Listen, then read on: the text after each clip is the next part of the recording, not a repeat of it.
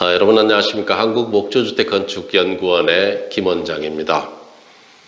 이제 크리스마스가 지나고 있고 2019년 올해도 얼마 남지 않았습니다.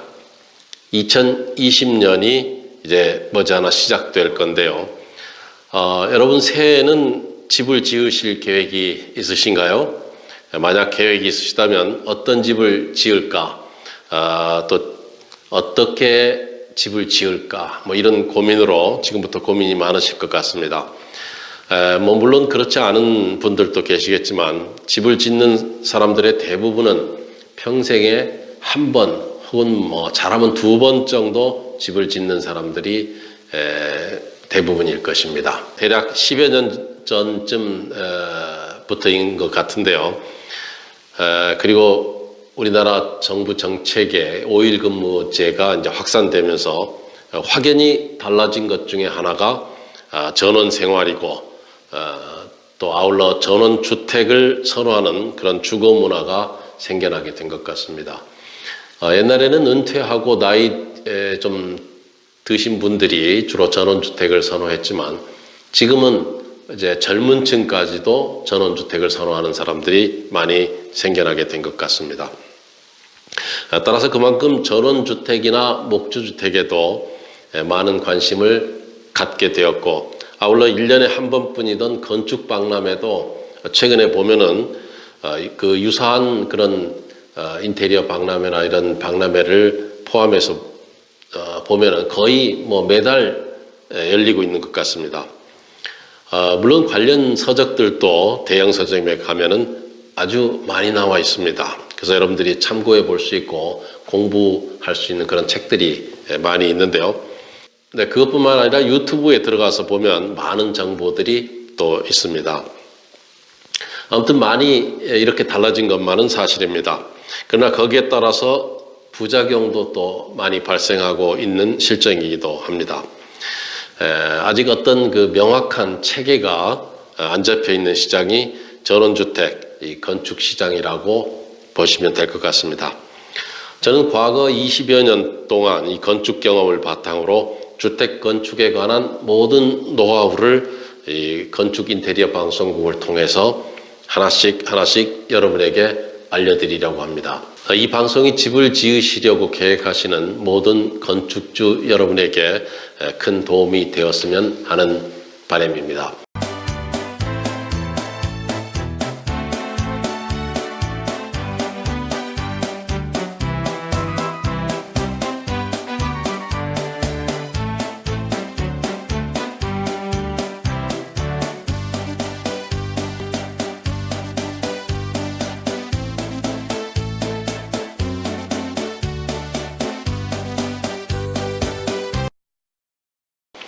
우선 여러분께서 집을 지으실 계획이 서셨다면 다른 것을 알아보시기 전에 제가 지금 말씀드리는 몇 가지를 먼저 준비해 보시기 바랍니다.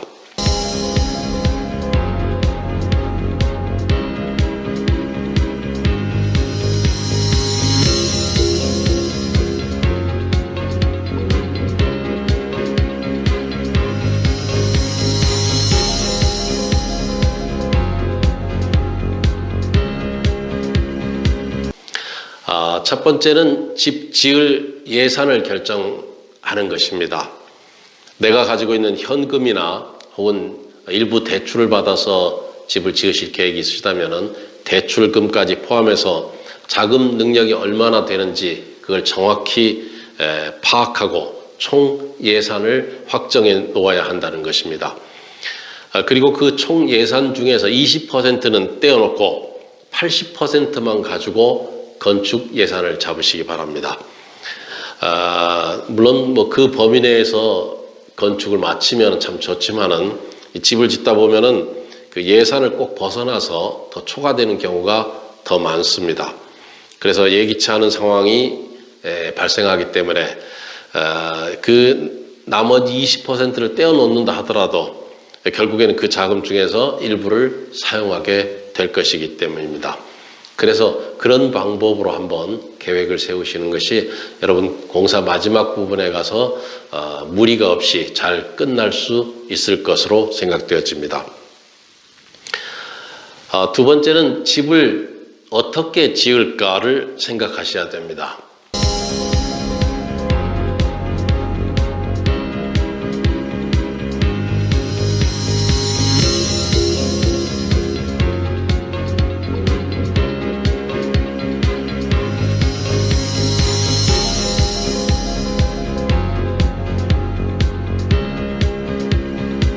가장 중요한 부분을 차지하는 것이 내가 몇 평 정도로 지을 것인가, 그 규모를 먼저 생각을 해보셔야 됩니다.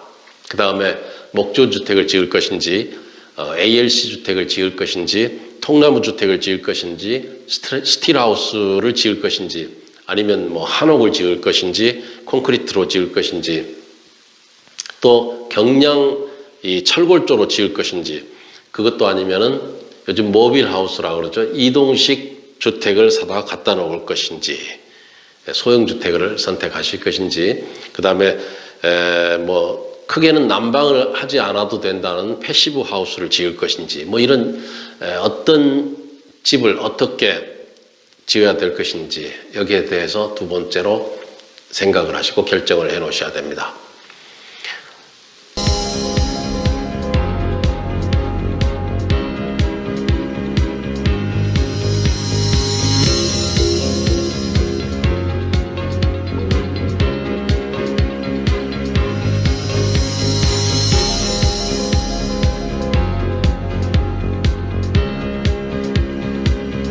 그 다음 세 번째입니다. 세 번째는 집의 설계를 어떻게 할까를 생각을 하셔야 됩니다. 그것은 생활 편리성을 고려하고 또 움직이는 동선에 따라서 설계를 해야 되고 집 지을 대지 위치에 따라서 어느 방향으로 어떻게 해야 될 것인지 설계를 해야 되고 또 주택의 모양에도 어떤 모양으로 지을 것인지 그런 외관 신경을 좀 쓰셔야 되고 공간 구성에도 또 어떤 디자인이 효율적이고 편한 구조인가를 생각하셔서 결정을 하셔야 됩니다. 이것은 뭐 가족들의 취미나 혹은 가족들의 직업 이런 것을 고려하셔서 설계하는 것이 가장 바람직합니다. 특히 가족 중에 뭐 휠체어를 타는 장애인이 있다고 하면 그 장애인을 미리 생각하셔가지고 거기에 맞게 설계를 하시는 것이 바람직합니다.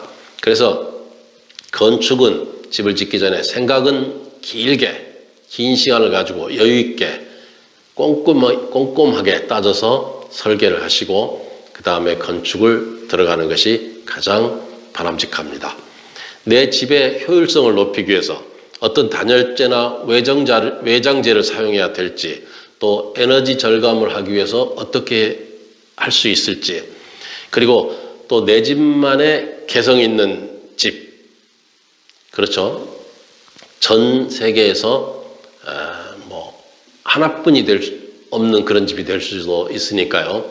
그래서 그런 외관을 고려해서 지붕의 모양이나 지붕재 이런 것을 어떤 걸 쓸 것인지, 기와를 쓸 것인지 아니면은 아스팔트 싱글 종류를 쓸 것인지 뭐 그런 것들을 또 생각을 하셔야 되겠죠. 그게 외적으로 보여지는 것에 가장 또 먼저 보여지는 것이니까요. 그래서 그런 것들을 잘 고려해서 생각해 놓아야 된다는 것입니다.